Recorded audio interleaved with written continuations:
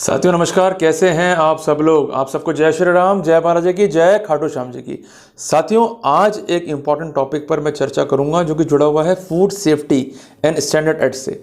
साथियों एक ऐसा मामला जो कि बहुत रिसेंट है जहां पर कंप्लेंट को जो है क्वेश कर दिया ऑनरेबल हाई कोर्ट ने, ये मानते हुए कि कोई केस ही मेड आउट नहीं हो रहा है और जिस व्यक्ति को आरोपित करना था वो तो नहीं हुआ, पर जिसको आप आरोपित करते हुए लिया है ये वो व्यक्ति नहीं है जो वास्तव में आरोपित होना था। अब क्या है ये मिस्ट्री, क्या है ये कन्फ्यूजन्स, जिसको हम समझते हैं स्टेप बाय स्टेप। पर ये वीडियो उन साथियों के लिए काफ़ी इंपॉर्टेंट है जो व्यापारी हैं और खासकर डील करते हैं फूड इंडस्ट्री के अंदर। पर कई बार ऐसा होता है कि उन पर केस बना दिए रहते हैं without any fault of their on. तो वहाँ पर इम्यूनिटी क्या है, कैसे बच सकते हैं और कानून में क्या रास्ते हैं उन्हें इम्यूनिटी प्रदान करने के, जिसको मैं आज डिस्कस कर रहा हूँ आज के अध्याय में। तो एक एक चीज़ को जो है अपन नोट डाउन करते हुए चलें, कहीं अपने को घबराना नहीं है, किसी के अपने को हाथ नहीं जोड़ने। पर अगर कानून मालूम होगा तो निश्चित तौर पर बात को रख पाओगे इम्फेक्टिकली और इन द ऑब्जेक्शनेबल वे। ये ध्यान रखना, अगर आपत्ति नहीं करी तो अगला आप पे हावी हो जाएगा। आपत्ति करने के लिए सदैव तैयार व तत्पर रहो, इस बात को गांठ बांध के रख लेना। साथियों एक मामला है जिसका टाइटल है चंद्रकांता बनाम स्टेट ऑफ केरला।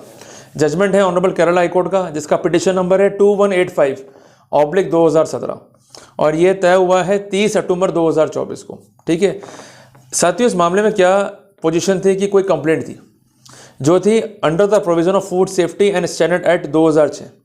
कंसर्न जो फूड इंस्पेक्टर है इसने प्रीमाइसेस को इंस्पेक्ट किया, सैंपल को ड्रॉ किए और सैंपल जो है कंसर्न थे विद द मिल्क कंपाउंड, जिसको यूजुअली हम मॉर्डे भी कहते हैं। एक कंपनी भी है मॉर्डे प्राइवेट लिमिटेड जो इस तरह के कंपाउंड्स को जो है प्रोसेस करती है और चॉकलेट का जो है निर्माण करती है। ये आपको नेट से जानकारी पूरी मिल जाएगी। तो बेसिकली जो कंसर्न फूड था जिस कंटेनर में था उसमें डिक्लेरेशन था कि ये बेसिकली एक प्रॉपर्टी फूड है। उसमें डेट ऑफ मैन्युफैक्चरिंग भी थी, बेस्ट बिफोर भी था, फसी का लाइसेंस नंबर भी लिखा हुआ था, न्यूट्रिशंस वैल्यू क्या होंगी ये भी लिखा हुआ था, किस लॉट का ये प्रोडक्ट है ये भी लिखा हुआ था और किसके द्वारा ये पैकेज किया गया ये भी लिखा गया था। तो सैंपल इससे ड्रॉ हुए उस कंसर्न व्यक्ति के उस कंटेनर के मार्फत ये मालूम पड़ा कि ये कंटेनर जो है या ये जो प्रोडक्ट जो है ये बनाया गया है बाय द कंसर्न कंपनी। उस कंसर्न कंपनी को भी जो है यहाँ पर फिर पार्टी बनाया गया। पर साथियों एक बात यहाँ पर हमको समझनी होगी कि जब भी फूड इंस्पेक्टर मौके पर आता है तो सबसे पहले कार्रवाई होती है मौके पर सैंपल ड्रॉ की। और ये कैसे की जाती है, जिसके लिए प्रोटोकॉल क्या है ये हम नोट डाउन करते हैं। साथियों प्रोटोकॉल इसके लिए है food safety and standard rules 2011 में, जिसका नियम नंबर है 2.4, जिसको जो है फॉलो किया जाना अज्ञापक है। अगर वो फॉलो नहीं किया तो यहाँ भी एक ब्रेक थ्रू मिलता है डिफेंस को बचने का। साथियों इस केस में पॉइंट क्या था कि जो कंसर्न्ड फूड इंस्पेक्टर है जब भी सैंपल को ड्रॉ करेगा वो कॉल करेगा 1 और मोर विटनेसेस। ठीक है जी। दूसरी इंपॉर्टेंट बात है कि उनके जो है सिग्नेचर लेगा उन डॉक्यूमेंट्स पे जो प्रिपेयर किए जा रहे हैं। इसके अलावा जो कंसर्न ऑपरेटर है या जो कंसर्न प्रीमाइसेस का मालिक है जहां पर सैंपल के मिलावटी होने की पोजीशन दिखाई देती है या संभावना है, उसको ये एक लीगल नोटिस देंगे as per form number 5A। ये कानून में लिखा हुआ है, कोई नई चीज़ नहीं है, कानून पढ़ लोगे everything will be clear to you. उसके अलावा अगर कोई नाम वो डिस्क्लोज कर रहा है कि मैंने फला फला से खरीदा या फला फला से मैंने ये प्राप्त किया या फला फला इसका ये मैन्युफैक्चरर है तो उनको भी ये नोटिस देगा। साथियों इसके अलावा अगर सैंपल लिया गया ओपन कंटेनर से तो ये फैक्ट भी इन्फॉर्म किया जाएगा फूड एनालिस्ट को। इसके अलावा उस सैंपल की कॉस्ट को पे किया जाएगा, उसकी रिसिप्ट को ऑब्टेन किया जाएगा और सैंपल को यदि लिया जा रहा है तो ड्राई क्लीन बॉटल्स में या जार में या कंटेनर में लिया जाएगा। इस बात का विशेष ध्यान जो है रखना है फूड इंस्पेक्टर को कि कंसर्न बॉटल या जार जो है वो लीक ना हो। इसके अलावा सैम्पलिंग प्रॉपर हो, सीलिंग प्रॉपर हो, ताकि इवेपोरेशन ऑफ सैंपल को जो है हम प्रिवेंट कर सकें या उसमें एक्सेसिव मॉइस्चर को जाने से रोक सकें। अगर ऐसा प्रोटोकॉल नहीं लेते हैं वो तो यहाँ भी हमको जो है फ़ायदा मिल सकता है। साथियों उसके बाद उसको लेबलिंग करना है। पर एक बात का विशेष ध्यान रखना है कि सैंपल चार्ट हिस्सों में जो है बांटने पड़ेंगे। या सैंपल कंटेनर में है और हम ओरिजिनल कंटेनर ही ले रहे हैं तो वहाँ पर हमें 4 कंटेनर लेने हैं ताकि हम इफेक्टिवली जो है प्रोसेस को कर सकें। साथियों उसके बाद इस पर प्रॉपर जो है सीलिंग करनी है, प्रॉपर जो है रैपिंग करनी है और जो कंसर्न व्यक्ति है मींस ऑपरेटर, जो कंसर्न गवाह है उनके हस्ताक्षर रहना है। फिर अंत में इस पर साइन करेगा concern FSO means food safety officer. अगर साइन करने से ऑपरेटर मना करता है तो इस नोट को भी जो है वहां पर वो लिखेगा और जो कंसर्न मेमोरेंडम है उसमें इसका अंकन करेगा। उसके बाद ये सैंपल जाएगा जांच के लिए, जैसा इस केस में किया, ये जाएगा फूड एनालिस्ट को जांच के लिए as per form number 6। Form number 5A दिया जाएगा कंसर्न ऑपरेटर को या उस बंदे को जिसकी प्रीमाइसेस सैंपल ड्रॉ करना है। सैंपल ड्रॉ करने के बाद जो सैंपल जाएगा जांच के लिए फूड एनालिस्ट को वो जाएगा विथ फॉर्म नंबर 6। उसके बाद जो एनालिस्ट है इसकी जांच करेगा जो कि होगा लोकल एनालिस्ट और अपनी रिपोर्ट देगा इन फॉर्म नंबर B।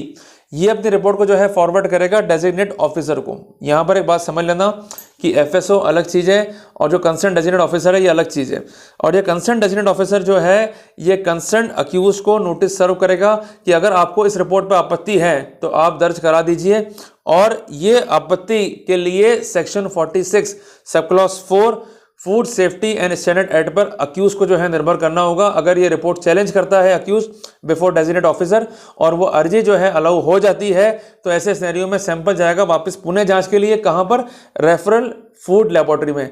यहां पर आपको मैं एक सिंपल सी बात समझाना चाहता हूं कि जब भी कोई भी आपको नोटिस आएगा तो वो नोटिस अगर डेजिग्नेट ऑफिसर दे रहा है तो वो यूजुअली कौन होता है? एडिशनल कलेक्टर या होगा एसडीएम रैंक का अधिकारी।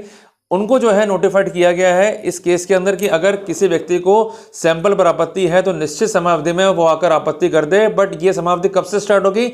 जब सैंपल रिपोर्ट जो है उस व्यक्ति को प्राप्त हो जाएगी, वो अपनी आपत्ति दर्ज करेगा और अगर आपत्ति जेन्युइन है तो वो सैंपल जांच के लिए जाएगा और जांच के लिए पुणे कहाँ जाएगा? रेफरल फूड लेबोरेटरी के अंदर जो जांच करेगा और अपनी जो रिपोर्ट है वो देगा फॉर्म नंबर ए के अंदर। यहाँ पर लेबोरेटरी ने जांच करी, उनका मानना ये था कि जो प्रोडक्ट है ये सब स्टैंडर्ड है, अनसेफ है, मिस ब्रांडेड है और इसके अलावा ये सैंपल जो है अनफिट है फॉर द ह्यूमन कंजम्पशन।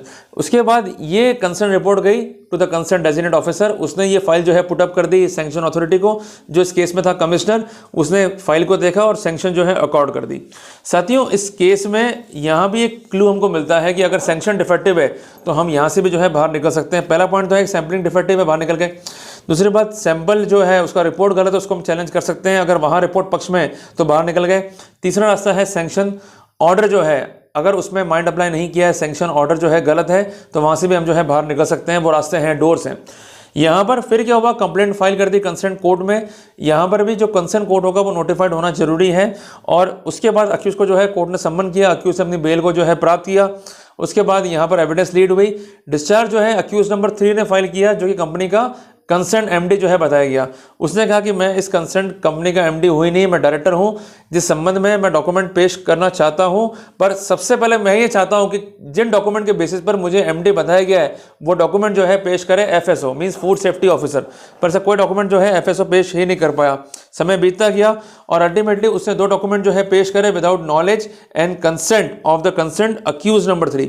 वो डॉक्यूमेंट क्या थे कि जब इस केस में रीएनालिसिस के लिए एप्लीकेशन फाइल हुआ as per protocol of section 46 sub clause 4 of food safety and standard act, तो उस केस के अंदर जो कंसर्न एप्लीकेशन था अक्यूज नंबर 4 का मींस कंपनी का, वो मूव किया था अक्यूज नंबर 3 ने। इसके अलावा जो कंसर्न वकालतनामा है उस पर भी इसके सिग्नेचर जो है एज एमडी है। इसके अलावा एक लिंक्डइन प्रोफाइल है, उससे भी जो है इन्होंने पुश करने की कोशिश करी केस को, तो कोर्ट ने फैक्ट्स को सर्कमस्टेंसेस को देखते हुए जो डिस्चार्ज की एप्लीकेशन थी उसको रिजेक्ट कर दिया। इस फैक्ट को इग्नोर करते हुए कि कंसर्न अक्यूज ने MCA means ministry of corporate affairs की वेबसाइट से जिस पर एलएलपी या कंपनी का डाटा मेंटेन है उससे डाटा लेकर पेश कर दिया, जिसमें साफ साफ था कि ये कंसर्न व्यक्ति जो है डायरेक्टर है, एमडी नहीं है। और आपको एक बात मैं स्पष्ट कर दूं कि as per the protocol of the company act MD और डायरेक्टर जो है अलग अलग पोजीशंस हैं। साथियों इसमें यह तर्क था कंसर्न अक्यूज का कोर्ट के अंदर मींस हाई कोर्ट में कि ऑन मियर प्रिजम्पशंस केसेस जो हैं आगे नहीं बढ़ाए जा सकते। उनका यह कहना था कि अजम्पशंस के बेसिस पे मुझे एमडी प्रिज्यूम नहीं कर सकते, डॉक्यूमेंट दिखाना होगा, डॉक्यूमेंट नहीं है तो मुझे जो है एस्केप करना पड़ेगा इस केस से। उनका कहना कि बेसिकली इस केस में कोई अवरमेंट ही नहीं है कि I am responsible for day to day affair of the company. उनका यह कहना है कि जो मेन अटैक है हमारा वो है धारा 66 food safety and standard act के ऊपर, जो ये कहता है कि अगर किसी कंपनी को प्रोसिक्यूट करना है तो जो व्यक्ति उस कंपनी के behalf per day to day affairs के लिए रिस्पॉन्सिबल है उसका प्रोसिक्यूशन भी करना आवश्यक है। साथियों यहाँ पर डिफेंस का अटैक किया था कि section 66 food safety and standard act का बिल्कुल सिमिलर है with section 141 of NI act. इनका कहना यह है कि एक जजमेंट है ऑनरेबल सुप्रीम कोर्ट का एसएमएस फार्मास्यूटिकल्स बनाम नीता के नाम से जजमेंट है 2005 का ऑनरेबल सुप्रीम कोर्ट का। उसमें यह स्पेसिफिक है कि यदि किसी व्यक्ति के द्वारा किसी कंपनी को प्रोसिक्यूट किया जा रहा है चेक के अनादरण के लिए तो उस स्नैरियो में 141 एनआई एक्ट जो है मैंडेटरी है, जिसमें कंपनी को पार्टी बनाना है। तो उस स्नैरियो में अगर कंपनी के बिहाफ पर डायरेक्टर को या ऑथोराइज्ड पर्सन को प्रोसिक्यूट किया जा रहा है there must be averment with supporting evidence on record that the said person is responsible for the day to day affair of the company. अगर ऐसे अवरमेंट्स नहीं है तो वहां पर केस नहीं चलेगा। और यही पोजीशन धारा 66 food safety and standard act की है। मियर ऑथराइज पर्सन और मियर being a director is not sufficient for the application of section 66 of the food safety and standard act. इनका कहना था कि लिंक्डइन प्रोफाइल अपने आप में एडमिसिबल नहीं है, और वकालतनामे में हमने वही एड्रेस लिखा है जो एड्रेस के मार्फत हमको जो है तलब किया गया था। इसके अलावा जो डाटा है एमसीए का या मास्टर डाटा जो हमने लिया है उसके अनुसार भी मैं डायरेक्टर हूँ, एमडी नहीं हूँ। और इसके अलावा अगर आप देखें केस ऑफ प्राइवेट लिमिटेड तो वहाँ पर एक कंपनी सेक्रेटरी जो है अपॉइंट होता है, तो वो भी डाटा को जो है अपलोड करता है ऑन साइड ऑफ एमसीए। उसने भी अपने कंसर्न डाटा में जो की पर्सन्स बताए हैं उसमें मुझे कहीं भी डेजिग्नेट नहीं किया है एज ए एमडी। तो कोर्ट ने सारे फैक्ट्स को देखते हुए, सारी स्थितियों को देखते हुए ये माना, चूंकि डाटा जो है सपोर्ट कर रहा है डिफेंस को, कहीं भी व्यक्ति जो है दिखाई नहीं दे रहा है एज एन एमडी। और सबसे इंपॉर्टेंट बात, ही इज अ डायरेक्टर, तो डायरेक्टर और एमडी में फर्क है। तो जिस कैपेसिटी में प्रोसिक्यूट किया गया है वो उस कैपेसिटी को होल्ड नहीं कर रहा है। तो कुल मिला के जिसको मुलजिम बनाना था उसको तो मुलजिम बना नहीं पाया, जिसको नहीं बनाना था उसको मुलजिम बना के लिया है एमडी बता के। तो कोर्ट ने सारी प्रोसीडिंग को जो है क्वैश कर दिया। साथियों, ये फैसला जो है हमें कुछ गाइडलाइंस देता है जो हमें समझनी होगी। साथियों, ये जजमेंट जो है हमें सिखाता है 5 महत्वपूर्ण बातें, 5 महत्वपूर्ण गाइडलाइंस। वो क्या है कि मेरे व्यापारी भाइयों, कभी भी जो है व्यापार प्रोप्राइटरशिप में नहीं करना है, व्यापार अकेले नहीं करना है, कंपनी बना के व्यापार करो। क्योंकि जितनी बड़ी बड़ी कंपनियां हैं वो इनसे क्यों निकल जाती हैं बच के, क्योंकि कहते हैं कि बड़ी मछलियों को इनके जो नेट हैं, इनके जो जाल हैं वो पकड़ ही नहीं पाते हैं, केवल छोटी मछलियां इनके जाल में फंस जाती हैं। हमने अनेकों बार पढ़ा अखबारों में। इसलिए मैं कहता हूं भाई, जो भी काम करना है उसके लिए बनाओ एलएलपी या बनाओ प्राइवेट लिमिटेड, ये बहुत जरूरी चीज़ है। उसमें क्या है कि आप वर्कलोड को शिफ्ट कर सकते हो, अदरवाइज हर बार आपको केस जो है फेस करना पड़ेगा। ऐसी गलतियां मत करो भाई। देखो, कंपनी जेल जाएगी नहीं, कंपनी में सिर्फ फाइन होगा, पर जो उसका ऑथराइज पर्सन है, चूंकि आप होते हो इन केस ऑफ प्रोप्राइटरशिप, पर अगर कंपनी बना रहे हो तो अपना ये वर्कलोड आप शिफ्ट कर सकते हो, किसी व्यक्ति को एमडी डेजिग्नेट करके या किसी व्यक्ति को सीईओ अपॉइंट करके या किसी व्यक्ति को क्वालिटी मैनेजर अपॉइंट करके, कि जो भी ये प्रोडक्ट बन रहा है, प्रोसेसिंग हो रहा है, उसके लिए कंसर्न व्यक्ति ये जिम्मेदार है, मैं जिम्मेदार नहीं हूं, आई एम नॉट टेक्नीशियन। तो बात समझो, ये सरकारें जो कानून बनाती हैं, जो कोर्ट के डिसीजन है वो क्या इंडिकेट करते हैं, ये सिर्फ डिसीजन नहीं है, गाइडिंग प्रिंसिपल भी देते हैं, हमको समझाते हैं कि जैसे ये बच के निकल गए ऐसे आप भी निकल सकते हो, बट आपको कुछ नियम कायदे कानून फॉलो करने होंगे। अब बात ये कि अगर हम कंपनी बना के चलेंगे तो वहां पर हम लेंगे benefit section 66 food safety and standard act का, जो ये कहता है कि अगर कंपनी है तो उसके ब्याह पे वही व्यक्ति प्रोसिक्यूट हो पाएगा जो व्यक्ति डे टू डे अफेयर्स के लिए रिस्पॉन्सिबल हो, ऐसा अवरमेंट और सपोर्टिंग एविडेंस फाइल पे होनी चाहिए। अगर नहीं है तो फायदा मिलेगा।